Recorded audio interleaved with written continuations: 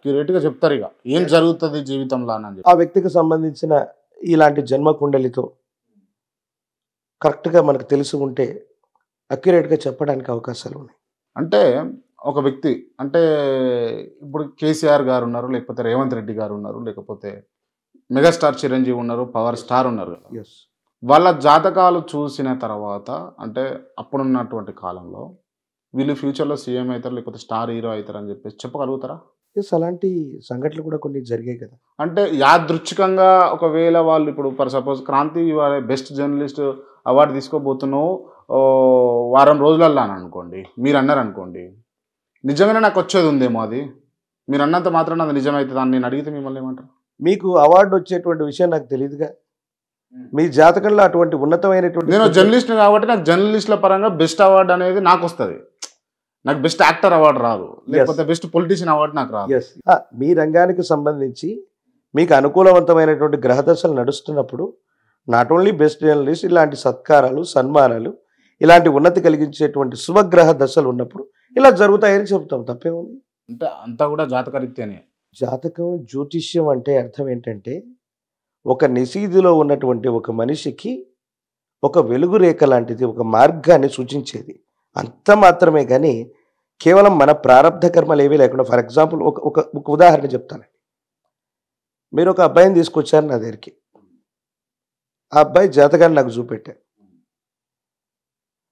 ఇతడు విదేశాలకు వెళ్ళగలిగిన యోగం ఉందండి అని నేను చెప్పాను.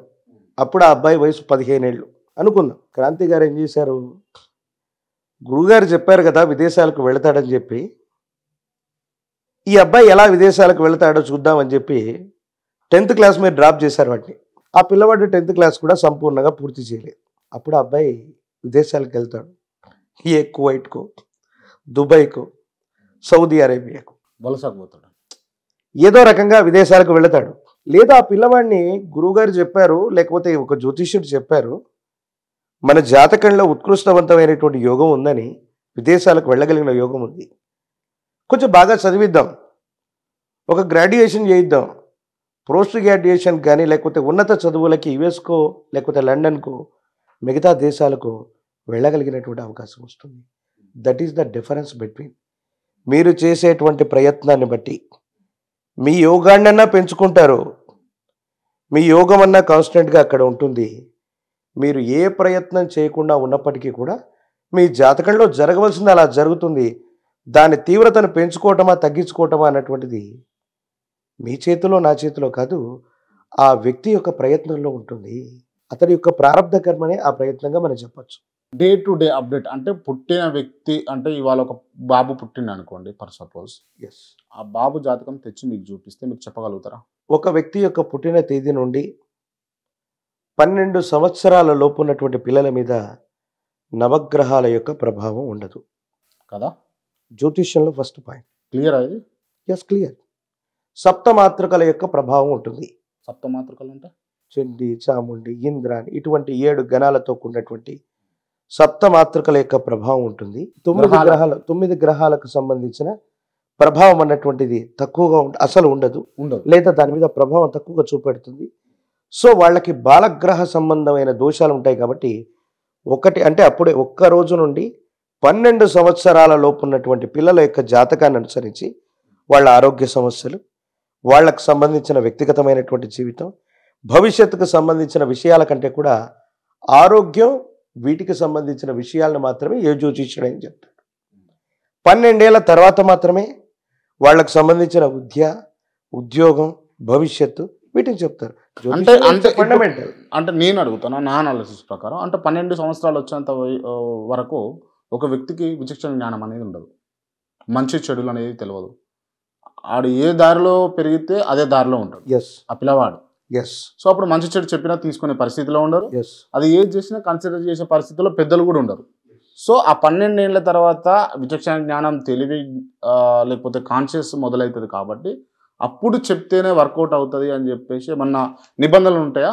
ఏమంటే ఇప్పుడు 10th క్లాస్ పూర్తి చేయడానికి ఎన్నేళ్ళు పడుతుంది? అప్పుడైతే 15 ఏళ్ళు పడుతుంది. పోస్ట్ గ్రాడ్యుయేషన్కి ఎన్నేళ్ళు పడుతుంది? 21. మరి 10 సంవత్సరాల్లో పోస్ట్ గ్రాడ్యుయేషన్ పిహెచ్డి చేసిన వాళ్ళు లేరా?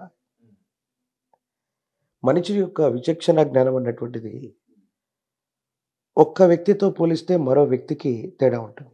కానీ మీరన్నటువంటి ఒక పాయింట్ ముఖ్యమైనటువంటి విషయం ఏంటంటే, మనిషి యొక్క శరీరం, హ్యూమన్ బాడీ, అది అనాటమీ అవ్వండి, శరీర ధర్మశాస్త్ర ప్రకారంగా మీరన్నట్టుగా ఎన్నో రకాలైనటువంటి రసాయన క్రియలు, భౌతిక క్రియలు ఇవన్నీ డెవలప్ అయితే మీరన్నారే విచక్షణ అన్నటువంటి వర్డ్, ఎన్నో రకరకాలైనటువంటి మార్పులకు అది లోనవుతూ ఉంటుంది. ఓకే. ఈ 12 సంవత్సరాల నిబంధనని ఎందుకు పెట్టారు? ఈ పూర్వీకుల నుంచి వచ్చేటువంటి అంశాన్ని కనుక మనం కాస్త లోతుకెళ్తే, పూర్వము తట్టు, మసూచి, పోలియో, కలరా వీటికంటే మించినటువంటి అనారోగ్య సంబంధమైనటువంటి విషయాలు ఎక్కువగా ఉంటాయి. మనిషి పుట్టినటువంటి వెంటనే ప్రతి ప్రసవం కూడా ప్రతి స్త్రీకి కూడా ఒక గండం అని చెప్తూ ఉండేవాడు. ఇప్పుడున్నటువంటి హాస్పిటల్స్ లేవు, ఇప్పుడున్నటువంటి వ్యవస్థలు అప్పుడు లేవు, ఇప్పుడున్నటువంటి స్థితిగతులు అప్పుడు లేవు. ఈ జ్యోతిష పరిభాషలో ఏం చెప్తారంటే, మనిషి యొక్క జననానికి కూడా కారణమైంది, ఒక మనిషి ఎట్లా పుడతాడు అనేటువంటిది కూడా అతడి ప్రారంధ కర్మలో రాసి ఉంటుంది. ఈ 12 సంవత్సరాల యొక్క జీవితంలో చాలామందికి ఈ 9 గ్రహాలు అన్నటువంటివి ఈ 12 సంవత్సరాల యొక్క కాలంలో ఒక అంగారకుడు అంతో ఇంతో ప్రభావాన్ని చూపెడతాడు. 9 గ్రహాలు కూడా ప్రభావాన్ని చూపెట్టలేవు.